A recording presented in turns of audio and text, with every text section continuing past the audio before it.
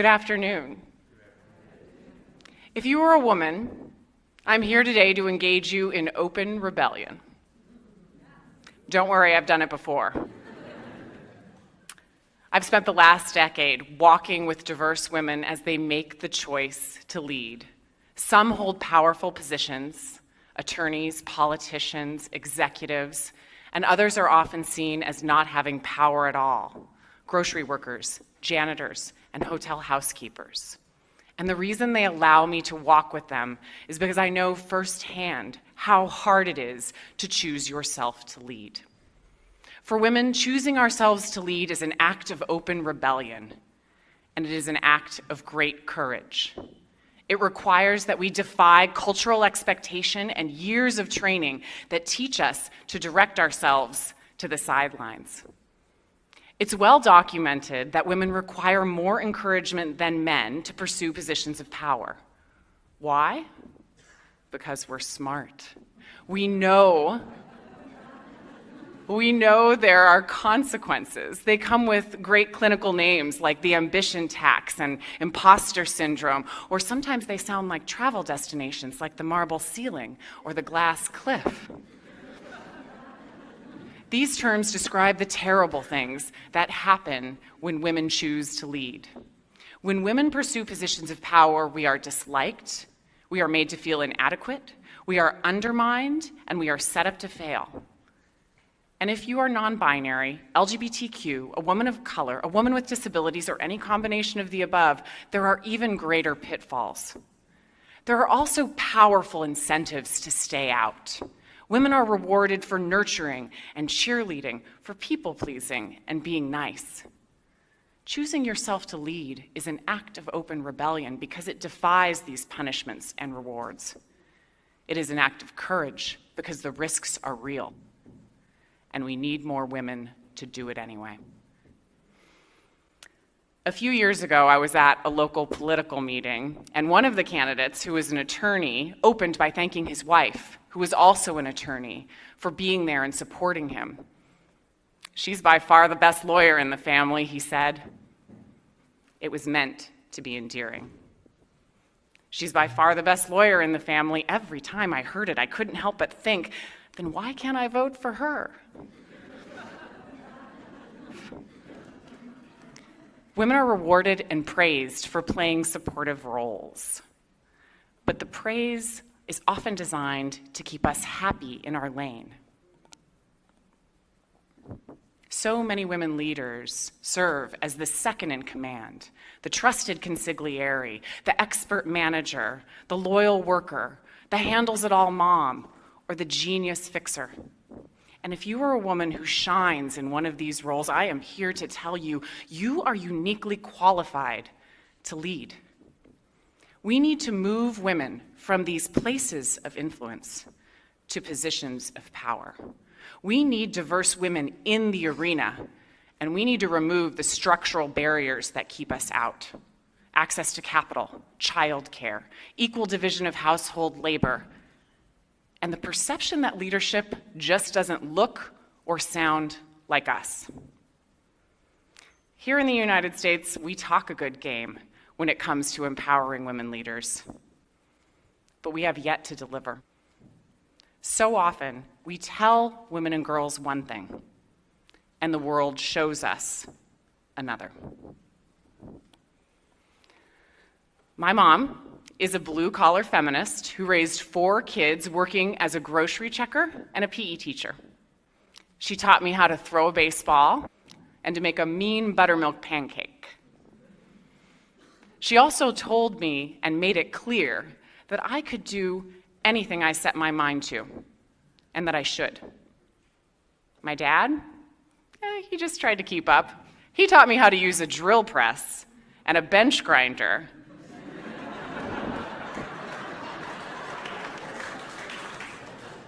And when I was upset that there was a boysenberry jam for my brothers, but nothing for my sister and I, he renamed strawberry jam girlsenberry. At school and at home, I was lucky. I was nurtured and challenged and told that my talent, hard work, and integrity mattered. but the world often told me different. When I was 9 years old, I rode my bike to 7-Eleven for a Slurpee. A man rode up next to me, looked me up and down, and he said, "Hey, you want to ride on my handlebars?"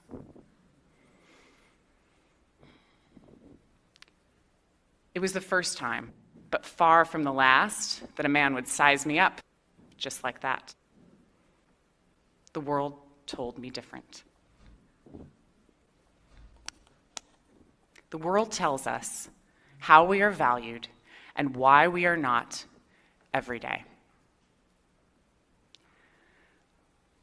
I was the first in my family to graduate from college. I went to Wellesley, a women's college, because I wanted to follow in the trailblazing footsteps of leaders like Madam Chiang Kai-shek and Madeleine Albright. When I graduated, I was proud and confident and ready to lead.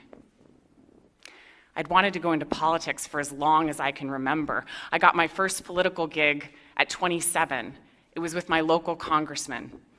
After interviewing for a job in press and communications, I was relegated instead to campaign fundraising, the women's work of politics. I raised more than $2.5 million, all while being bullied and sexually harassed by the congressman himself. The world told me different. My goal was to get a job in press or policy, to work on issues I cared deeply about.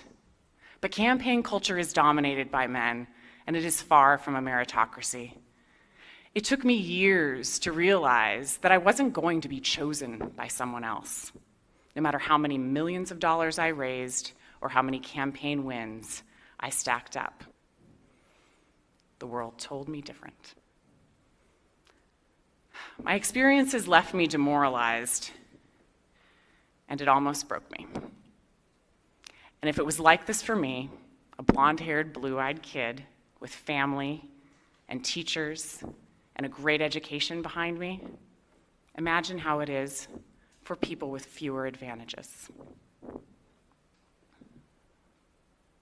You see, my story is far from unique. It is all too common. When it comes to empowering women leaders, the pace is glacial and the statistics bleak. Only 41 Fortune 500 CEOs are women, with just 3 Black women and 1 Latina. There are only 2 LGBTQ women in the entire US House. 19 states have never had a woman governor, and so few women of color have ever been governors, I can name them all. Nikki Haley, Susanna Martinez, and Michelle Lujan Grisham. And I think we all know we ain't had a woman president. The Global Economic Forum says it will take 135 years to reach global gender parity, and frankly, we don't have that kind of time. We can't change the game unless more women are in the arena, and we can't get in the arena until we change the game. Catch-22. Impossible. The only way out? As Eleanor Roosevelt says, you must do the thing you cannot do. We have to do the impossible. 8 years after I worked for him, the congressman became mayor. In 2013, I turned on the news to find out he was abusing female staff, and they were afraid to come forward. I knew that fear of losing your job and your livelihood, of public shaming and a destroyed reputation. And for women who work in politics, the fear of being condemned for bringing down a member of your own party. I knew I had the power to corroborate these anonymous women's stories. And I also knew that I could be personally and professionally destroyed. I was terrified, I was angry, and I knew I had to do it anyway. I told my story publicly days later. Every day for a month, I demanded he resign, writing op-eds, testifying in front of the city council, to law enforcement, and over again on local and national television. It was humiliating and exhausting and life-changing.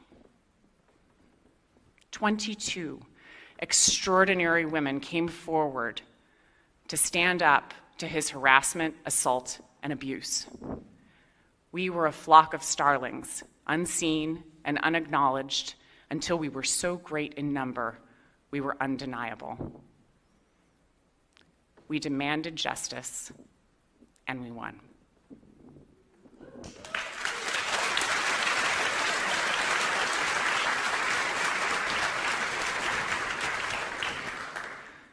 The act of coming forward fundamentally changed me and gave me back something I didn't know I had lost: my courage, my agency, my hope. It taught me that I could tell the world different. My world didn't change overnight. I had to go back to the fundraising grind, but I had new hope that doing work I loved was possible. A year later, I began managing candidates and crafting campaign message and strategy. I chose myself to lead. My initial clients were all women. I was hired by California's groundbreaking Assembly Speaker, Toni Atkins. I helped her navigate the thorny path on her road to becoming the most powerful woman in the state, the first Madam President pro tem of the California Senate.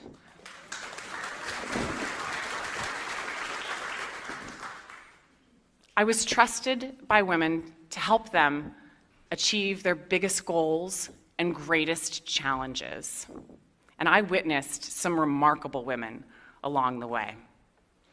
During the pandemic, Esther, a grandmother and grocery worker, wasn't afraid to take the fight for hazard pay to national television. And now she's fighting for a permanent raise against one of the biggest corporations in the world. As she says, 60 cents an hour when you make billions? Try again. The daughter of farm workers and a Yale Law grad, Lily disrupted her quiet life as an attorney to serve publicly. She ensured the lines of our political maps protect the rights of immigrants and voters of color. Alicia decided to run for city council when her hometown mayor said no good Black person was ever killed by police. She lost, but her run showed the world that a brilliant, progressive Black woman could build support for racial justice even in a conservative white town. My recovery made me realize that there was a map for moving women from influence to power, to instigating acts of courage and rebellion.